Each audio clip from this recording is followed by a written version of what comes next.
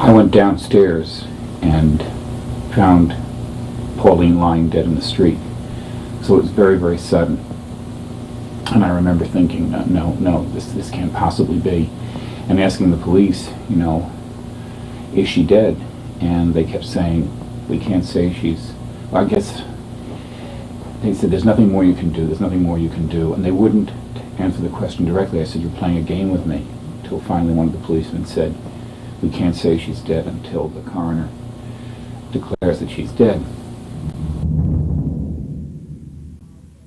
They had to call a code on him, and I was out at the nurse's desk trying to contact the doctor to discuss with him whether or not we should have him put on life support machinery.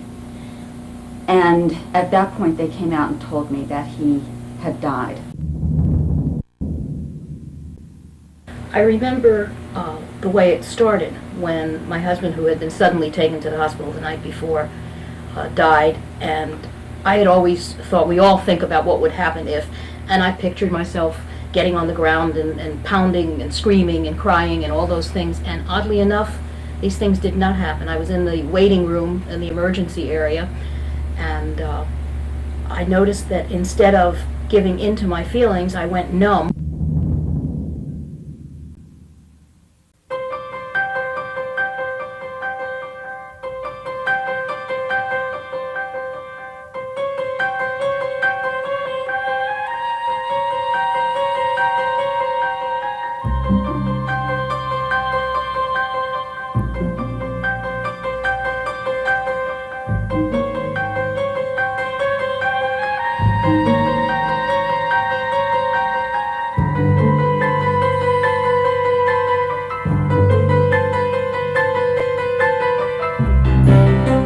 The Loneliest journey is about bereaved men and women coming to terms not only with the death of their spouses, but with the reluctance of modern society to deal with death, the last taboo.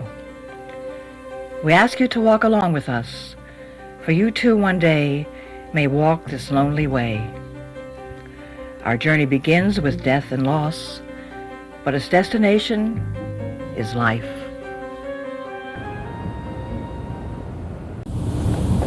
Got to make it. I don't have to go through it this time, too. There's so many plans yet. There's many wonderful things to do together. Just can't.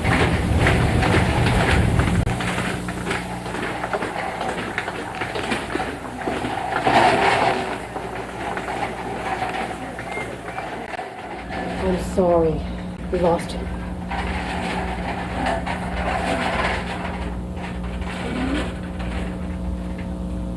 He's gone.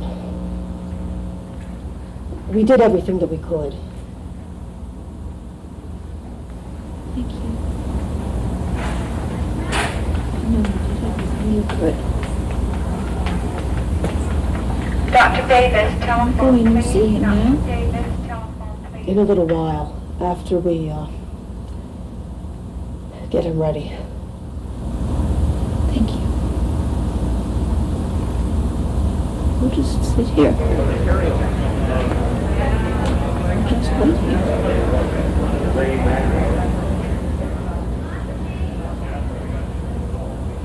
How easily we control our expressions of grief. We sit still, numb, seemingly accepting. But inside we rage. In other times and cultures, and deep inside ourselves, we raged. And in this rage, the healing began. Losing a spouse can result in a sense of isolation, alienation, loss of self-esteem, guilt, anger, and confusion. Grieving is hard work, a process that may take years. Faith may be a consolation, but there are no shortcuts. Widowed persons have a very difficult time getting back into life because they don't know what life is anymore. They're in such transition. They don't know who they are anymore. They've lost their sense of identity. And we live in a couple society where couples are valued more than single persons. And This makes them feel neither fish nor fowl. And we live in a death-denying society where no one understands what they're going through because no one grows up to learn about what death is and what grief is. I guess you hear these stories about how people just do things. You say, I could never do that. How could they do 16 different things at once, get a child home from London where he's studying and call 16 different people and arrange for the cremation and find a funeral director in no time at all? I did everything, and I did it until 3 in the morning that night. Got up the next day, and then I even sat down and began to think, you're totally alone in this. There are some people here who are very dangerous. This is getting very unsafe. They don't know what they're doing. And for me, and I'd had a lot of other difficulties in my life, this time, unlike other times, I was going to grieve. I was going to feel the pain I needed to feel. I was going to do this my way. Realizing that there were certain things that had to be done. And I set about doing them very methodically, without really thinking, but knowing that they had to be done. And they had called in a woman, was a reverend, and she stayed with me at the desk and then went in with me to a waiting room. And she continued talking, and she spoke nonstop, and I remember not being able to focus on what she was saying, but hearing her clearly say, you're handling this so well, you're so strong. If my husband had died, I would never be able to do this as you are doing it. And I remember thinking, I want her to shut up. Please let this woman leave. And she stayed with me the entire time. I think she thought she was being very helpful to me. But in fact, it was a horror. It seems like in our society that the last greatest fear is the fear of death. Well, unfortunately, this is a cycle of life. Death is the end of the cycle. We want people to know that funeral directors aren't bad people. Funeral directors aren't to be feared. We offer a service to the community. We offer a very important service to the community. And we want the community to know that this is our field. We are grief recoverists. And it's important to let the people know we're here for questions. We don't want to be feared.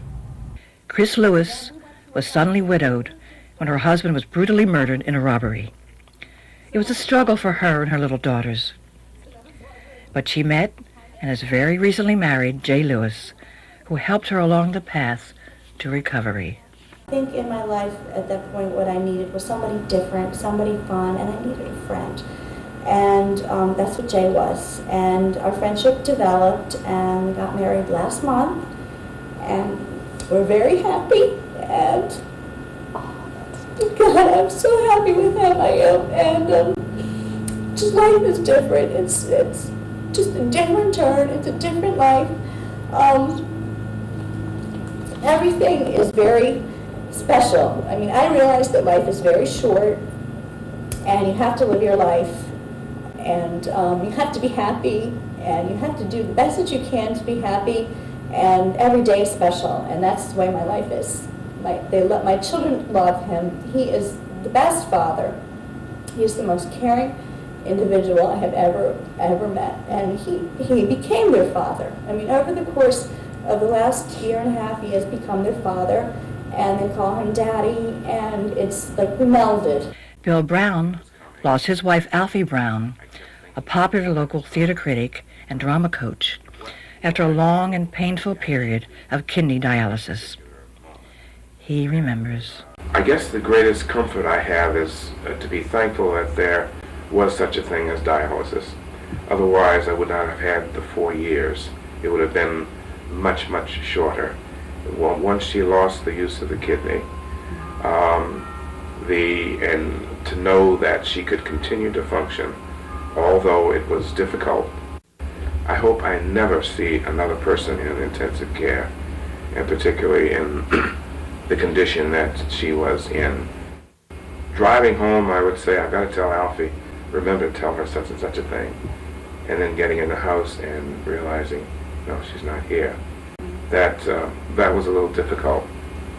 But I have adjusted now, and I guess the way I've adjusted is to I've kept myself busy doing things, so I did not have a lot of time to think back on the terrible things. I have nothing but good memories now.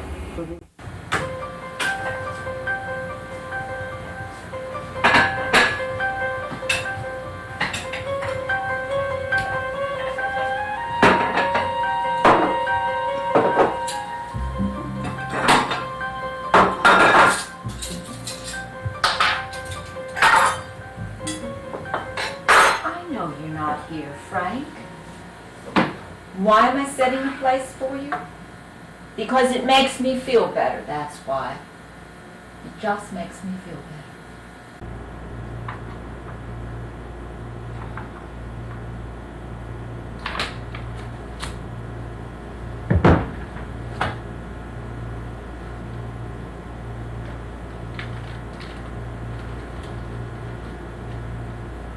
Looks like you guys need some nurturing, too.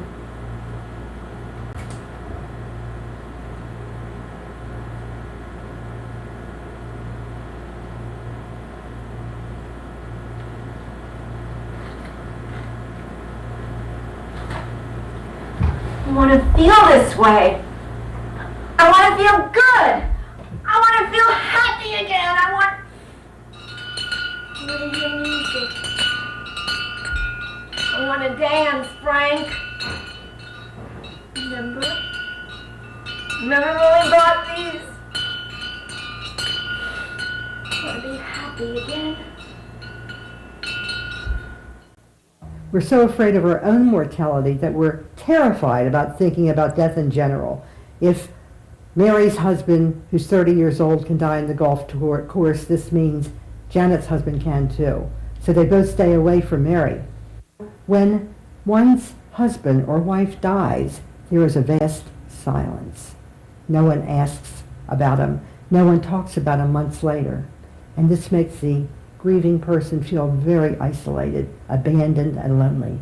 Most people who are 28 or 32 years old don't understand what happens when your husband dies, because they're young and they have children and their life goes on, and they can't possibly understand what it's like to be all by yourself without anybody. And some people would invite me out to dinner or to their home when they had other couples there, which made me feel very uncomfortable. And then other people didn't want to invite me at all because they thought I was a threat.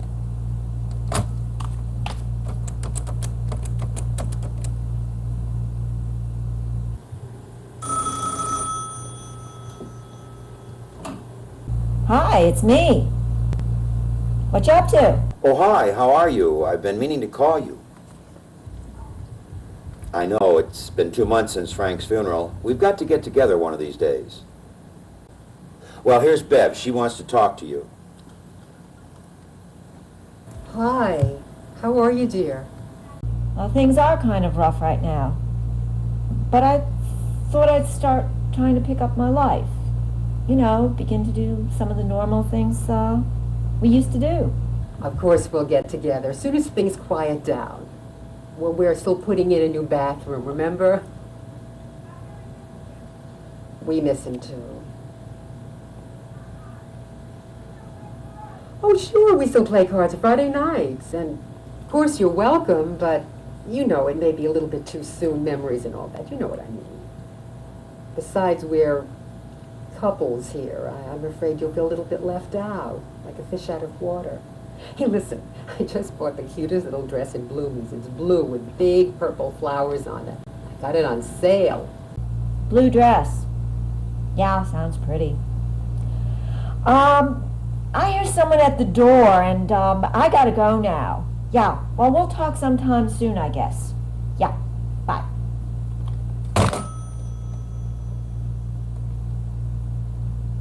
Our best friends. And now,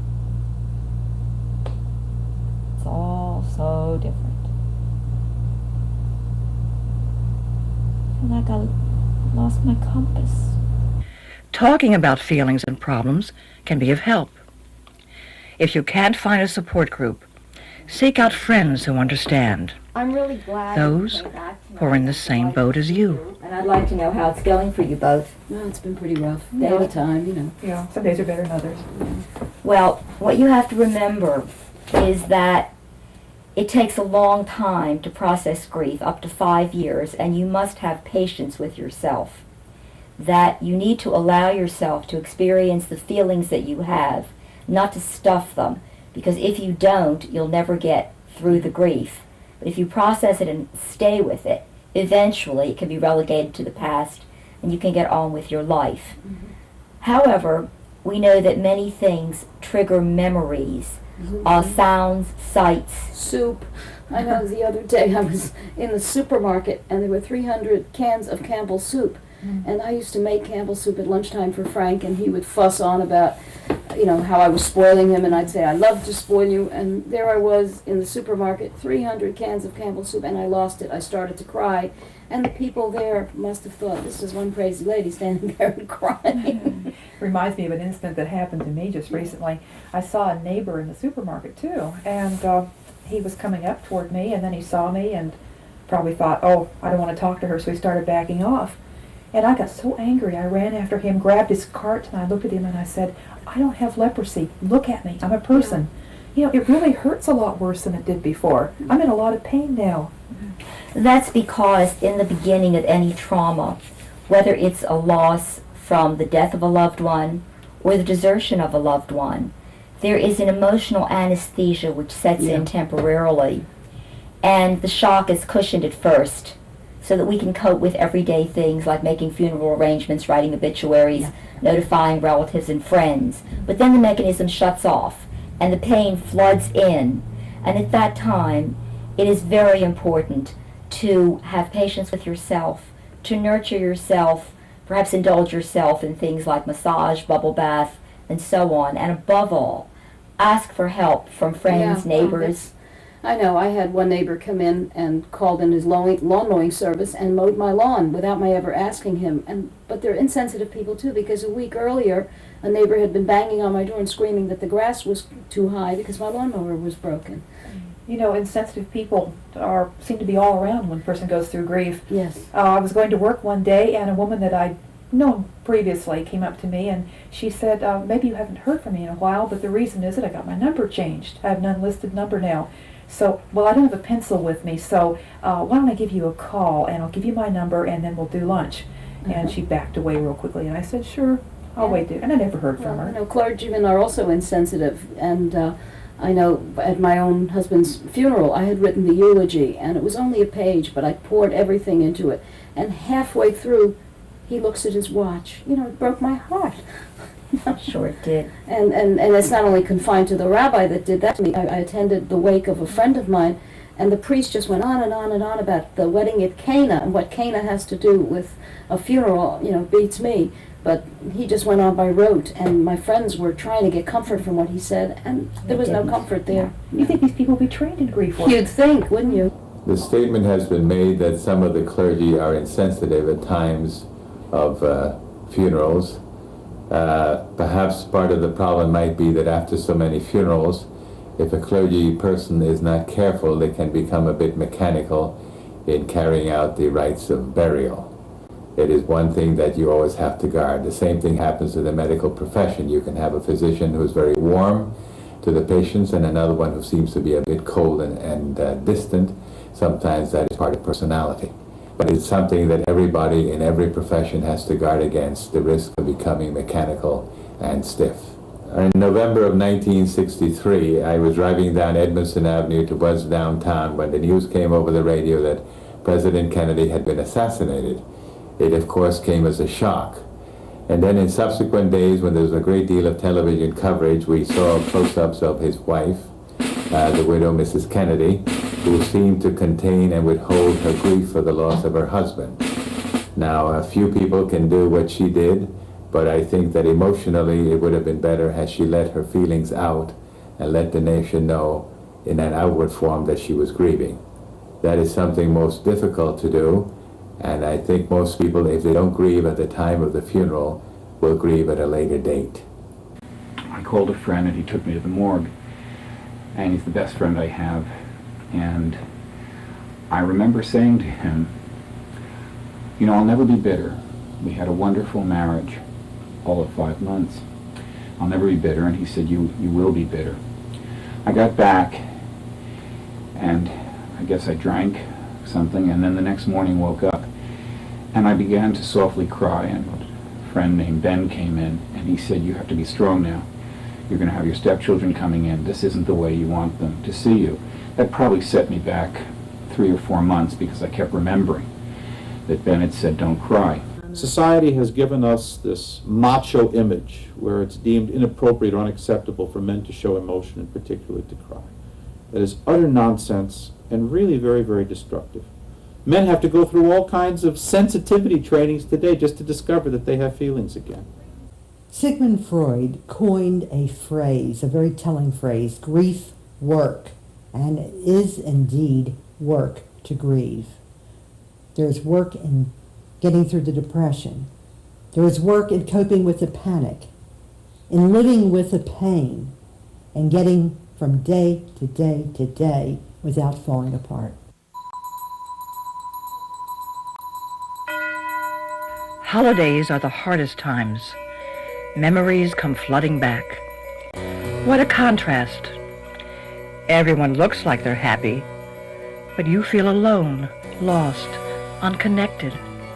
Where do you belong in a world that is in a mood to celebrate, while you have nothing to celebrate at all? I walk where we used to walk together, but alone. I look at the normal world, but I have no part in it. Look at these young people. This is their golden time, and they barely notice each other. A couple, till death do them part. And it will. Look at each other. You'll never have this moment again. And the children of the grieving need also be considered. Many of them carry a double load, their own grief for a lost parent and concern for the grieving survivor parent. Widowhood is a process of grieving for the loss of a spouse. But nobody looks at the other, how do the daughters and the sons of the loss of the father or the mother. And they are the ones that are also shouldering the burden of the process of healing, the process of coping. Many have practical problems to solve. For Eileen, widowed many years ago when her daughter Mikey was a baby, problems were overwhelming. It's been 18 years, 19 years really. I was married, I was pregnant, Dick got sick. Whoever thought that he would eventually die. He was sick for 15 months. Mikey was born. He died when she was 9 months old. When the realization hit me that, oh my God, what am I going to do? I mean, I'm working 3 days a week. How am I going to take care of my daughter? And plus, the anxiety that I felt that we didn't have any insurance, we didn't have any money. How was I going to keep a roof over my head? How was I going to get a babysitter? How was I going to do anything? I mean, I didn't even know that you had to order license plates or go get new license plates or anything. But if you can prepare yourself, you're a lot better off. If you know that somebody's sick and they're going to die, then you better damn sight get yourself prepared to handle what needs to be handled.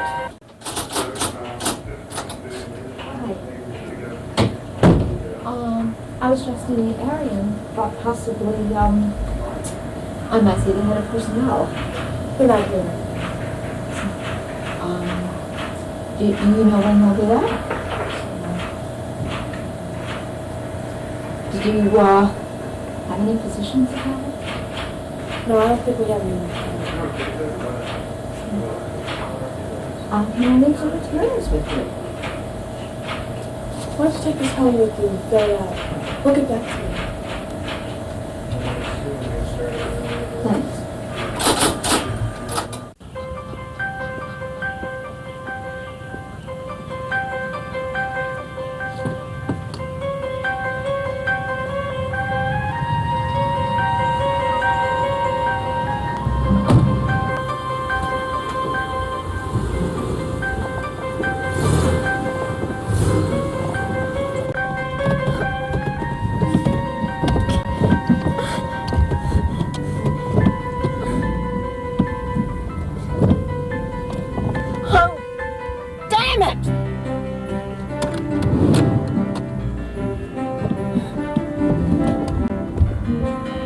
Frank!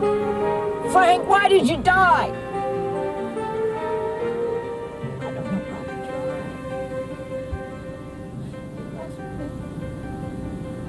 Not to do anything.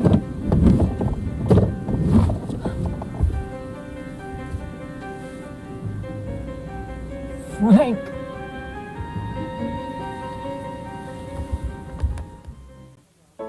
For Kathy, who recently lost her husband John, it means selling the home they shared for many years. The difficult thing is when the realtor brings these young couples in and they go around from room to room picking everything apart. It's just very difficult to listen to that. They go out in the yard, look at the Japanese garden, and think of things they could do better. This is something my husband and I worked years and years on. It's ours, it's our baby. It means so much to us. Then they may look at the oriental rug on the floor and say, well, that should be in the bedroom, not out here. Or they'll look at the furniture and pick that apart. They'll look at the kitchen and say, the kitchen's kind of old looking for us, it doesn't have this or that appliance. But one of the most difficult things was when a young couple came in and the guy looked at the realtor and he said, who's that distinguished looking gentleman in that picture on the wall? And the realtor looked at him and said, well, that's her husband, he died last year. And their eyes kind of look down and they look at me with pity in their eyes. And I just can't get out of there fast enough. I feel like I've been raped, like I've been stripped open. I don't like it. I don't like feeling like a transient in my own home. A place filled with memories of happy years, tender moments, pleasures they built together, the little fish pool, the Japanese garden. Now, memories must be packed away, while I and others try to find help along the way, from books to support groups. A balance, perhaps a new love. A woman called and said, what happened to so-and-so? She mentioned the name of the woman in the book. What happened to her? Did she ever remarry? I had to think, did she remarry? Because all of the characters in my book are composites of lots of people in order to protect their confidentiality. And I said to her, no, she didn't remarry, but that's okay. Remarriage is not for everyone. Remarriage is for some persons. And whatever choice people prefer to make, that's fine. We are not taught in school what grieving's all about, and it's not discussed openly, bereavement, grief, mourning. So the widowed person is taken aback completely and feels that she's deviant when she grieves. She's never experienced these feelings before.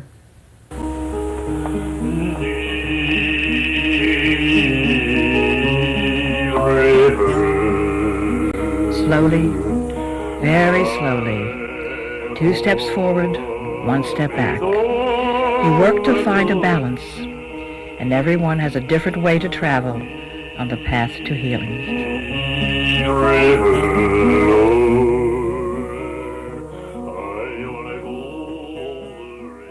It is our basic nature to heal.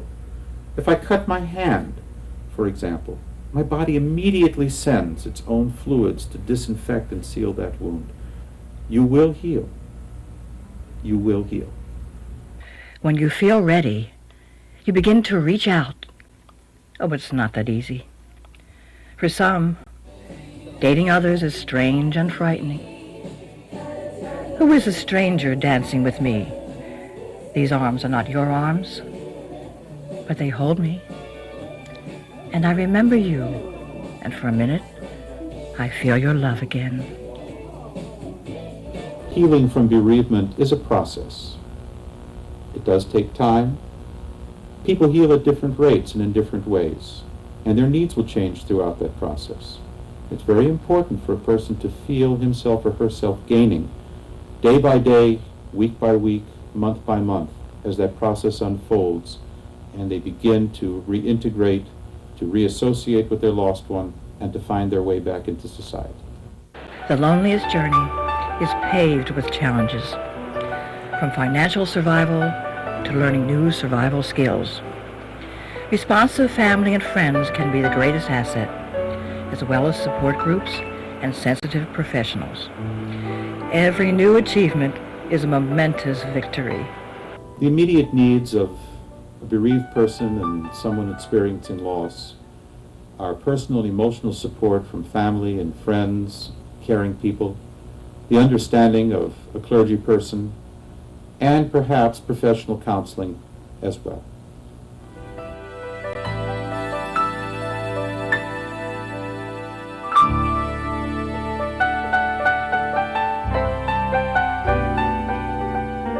The term cemeterian has been recently redefined. We have discovered that the hands-on personal recovery, personal grief recovery of an individual starts at the cemetery. By the individual being able to come out to the cemetery, to a particular grave site, to throw themselves on the grave and cry, to place flowers, to talk to the deceased, this is normal. I feel that the Hollywood portrayal of cemeteries is usually one of a horror film. And this is sad. We want our families to feel comfortable when they come to visit their loved ones, because the cemetery is the #1 place for hands-on experience in grief recovery. We had a widow whose husband had died, and she became stricken with cancer shortly after her husband's death. She refused to go to the doctor. She refused to receive counseling. Our counselor, who was a very concerned individual, called the woman, phoned her several times, went to the woman's home, sat down on her porch and said, "I'm not leaving until you make an appointment with the doctor who can care for you." That was 6 months ago. The woman called the other day to say, "Thank you for giving me back my life." To heal, to recover, to get better after the death of a spouse takes at least 3 years, sometimes 4 years. Younger widowed persons take longer. During one of the funerals that we had here not too long ago, Rabbi Jacob Max from the Liberty Jewish Center, speaking to a family during a eulogy, ended his service with this quote, speaking for the deceased, saying to the widowed person, "Remember I lived, forget I died." The Jewish custom of placing a stone at the grave of a loved one dates all the way back to our father Jacob, patriarch of Israel in the Bible. Jacob was the first person to mark a sacred place by placing a stone there. It was Bethel, which he found to be a place where he saw God. Eileen found not only a whole new life and new husband, but a new family, and she turned from the past to a fulfilling future. When did I say goodbye? When was the final time I said goodbye? Yes. I remember that so well. I had met Tony, and we had been dating, and we were very serious, and we had taken a trip someplace, and we had Mikey in the car, and I wanted to go by the cemetery, and naturally I had gone by a year after Dick had died because we had the unveiling, and the cemetery is in Virginia, and I went there, and Tony kept Mikey busy. She was only 2, 1.5 at that time, and I walked up to the grave, and I looked at it, and I stood there, and I said, "I don't know why I'm here. I have a new life." And I turned around, and I have never been back.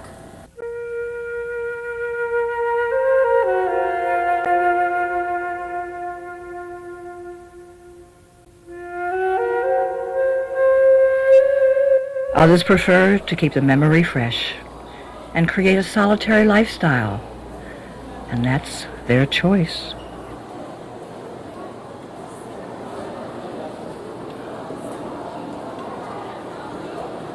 Every morning when I get up, since Pee Wee died, we were married 30 years, childhood sweethearts. Every morning I sit on the side of the bed and I say to her, "Good morning, Pee Wee." I don't know if she hears me or not, but I believe she does. And then when I go into breakfast, I say, "Pee Wee, it's a fine day." And then when I turn out the light at night to go to bed, I say, "Good night, Pee Wee."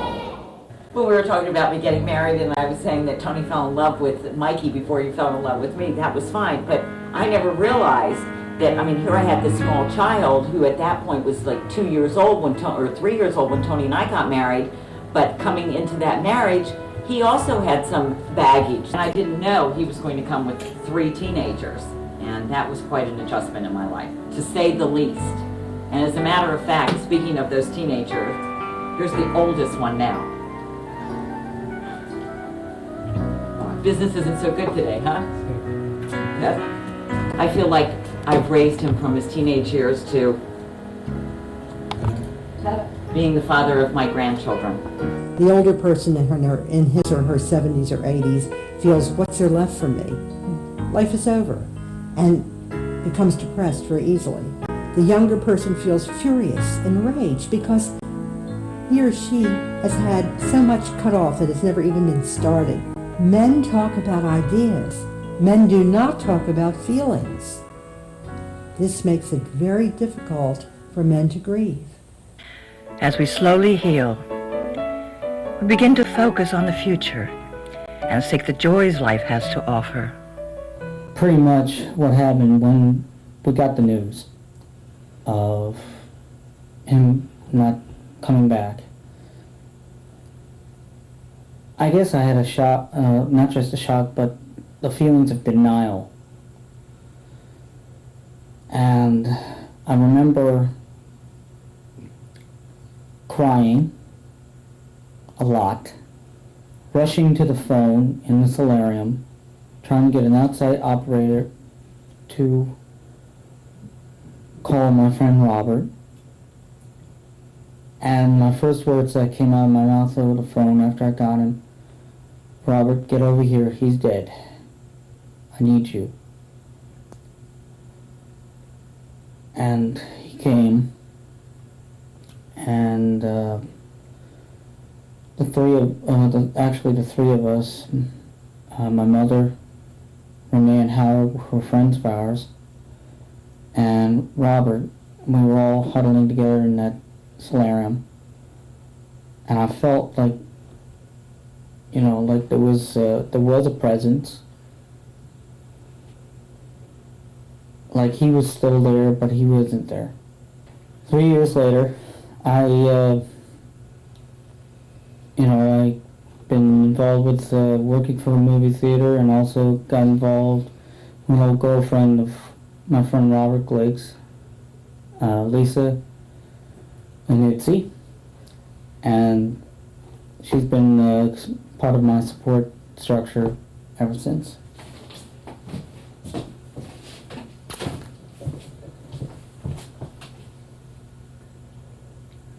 Okay, all right, Lisa, how's it been for you helping Case with this? Have you any comments? I came in pretty much after it was over. He just talked to me and I listened, but I didn't really know him before.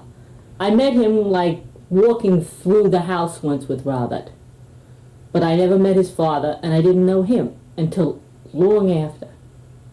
I think that all clergy people should make sure that from time to time they take workshops or take a sabbatical or take courses in dealing with bereavement. It is very draining, and it does require a great deal of effort and a great deal of time. Also, they should be informed of the resources that are available in the community. For example, in our parish of Ascension here in Halethorpe, we avail ourselves of the bereavement program made available by St. Agnes Hospital. As a clergy person, I've been called upon to officiate at many, many funerals, probably 1,000 by now in my career. And from experience, I've learned that there's a real art, a delicate balance between being empathetic and helpful and sympathetic with people in loss, and yet maintaining a certain personal balance and a certain objectivity to enable one to be helpful and yet not be so deeply involved that we ultimately come to suffer burnout or in some other way become limited or ineffectual personally and professionally. Our training today in the seminaries is excellent, and most younger colleagues are well equipped to meet these challenges. Nevertheless, I think that there's always a need for better information, for hands-on experience, for growing year by year, for professional revitalization. We as funeral directors have to realize that whether a funeral takes place within 24 hours or up to 3 days, we want the widowed person to know that the funeral director is here for them, that the funeral director is here to be spoken with and as a listening ear for that widowed person. Listening is the single most important to grief recovery that anyone can give or offer. Well, each family that's had a death needs to be viewed in a unique manner. If you look outside a window and see that it has been snowing, you can see how the macadam, the cars, everything has a sameness. Everything has a white blanket. But if you actually go outside with a high-powered microscope and look at each snowflake, they're unique and different. And so is each death to each family. There is much to work through. Relationships with children, in-laws, family and friends, one's own self-image. Strangely, one of the first things that came to my mind was, you have to cut your hair. You have to change your hair. It has to be done, and I wanted it done before the funeral. My husband was an individual that was rather controlling, and I loved him very much, but he wanted things a certain way, and one of the things he wanted was for me to have long hair, and I never liked long hair. And the moment he died, a thought popped into my head: cut your hair. You want it permed, you want it blonde, you want it short. And I did. Bill Brown put the memories behind him, and with it, the loneliness.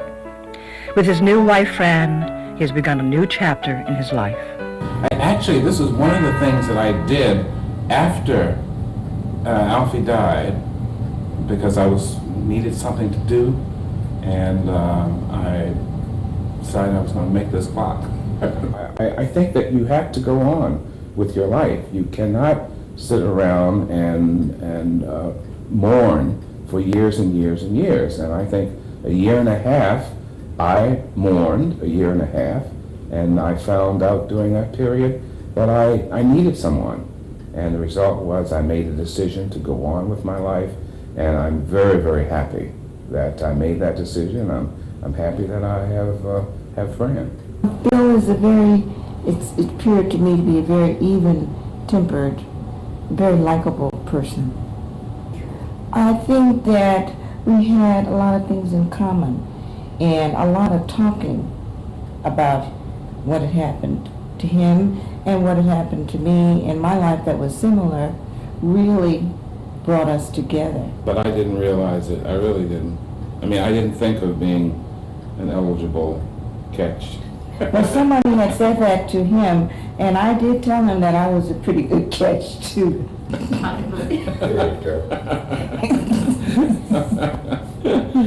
The wedding was really very, very nice. We had it right here in the room. The minister stood there by the fireplace. Our two families were on each side, and Fran came from upstairs down the stairs, and I met her at the foot of the stairs and then brought her in.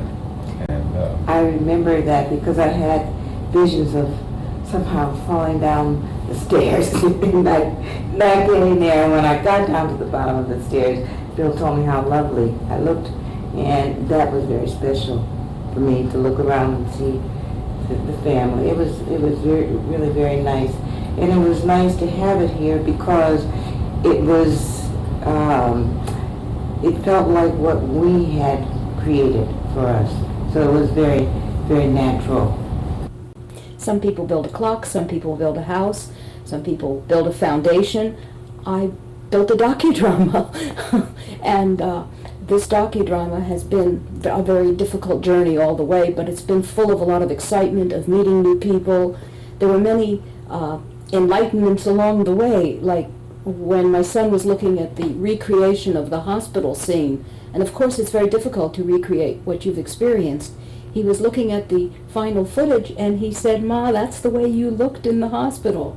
And I sat there in stony silence for several minutes. I couldn't speak because that told me that somehow in the process from scriptwriter to photographer to editor, the truth had been captured. And I hope that's true of all of The Loneliest Journey.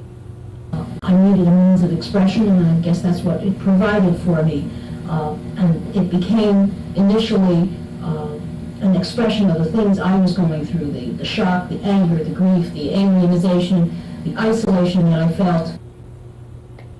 Oh my, it's hard to believe that that was 3 years ago when we began doing The Loneliest Journey. We've met many people, interacted with many people. It's been a growing process all the way. Not only have we been filming a docudrama, but we've been forming a kind of additional network of support. Many of the people involved in giving testimony have actually become friends, and we've been able to call each other in the middle of the night and listen because we understand each other. And our horizons have widened. We have a greater understanding of the process.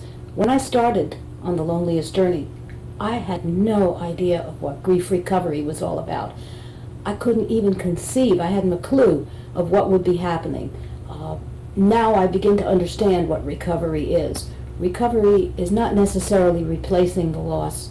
Recovery is finding a new balance, finding a new way to integrate your past with your present and your future. And if you can do all of those things, you're on your way. I had a very special relationship with my Frank. We were together many years, and we became like one person. And when he died, it left an enormous hole. I've successfully rebuilt my life, I think, over these past few years. It's been filled with a lot of activity and projects. I think I've gotten over the business of dwelling on the past a great deal. I'm very much focused on the present and the future, but I don't think my future includes remarriage, and I think people who choose not to remarry should know that that's all right too. That it's really a question of, have you achieved a feeling of inner peace? Are you into your life? Are you happy? And if you're all of those things, then your choice works for you. And that's really what it comes down to. Everyone walks a different path from grief to healing, finds a way to strike a balance, build a new life, find comfort and inner peace. I remember every precious moment we had together, and you sing in my head like roses. I remember this tree, our tree. It will bloom again, even though you're gone. I remember how much you loved life. That was your greatest gift to me. And I understand that whatever I make of the rest of my life, that's my gift to you.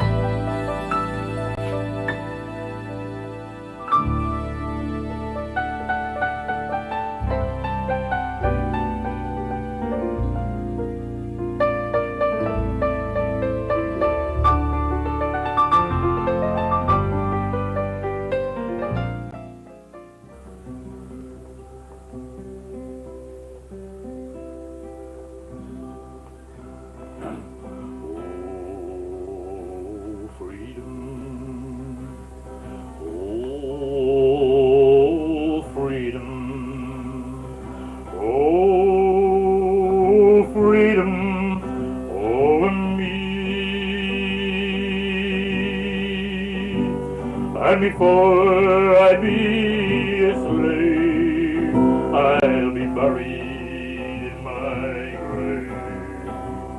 Go home to my Lord and be free. No more mourning, no more mourning, no more mourning over me. And before I be a slave, I'll be buried in my grave. Go home to my Lord and be free. Come go with me to that land. Come go with me to that land. Come with me to that land where I'm bound. Come go with me to that land. Come go with me to that land. Come with me to that land where I'm bound. There's no healing in that land. There's no healing in that land. No healing in the land where I'm bound. There's no healing in that land. There's no healing in that land. No healing in that land where I'm bound. I know my way. I know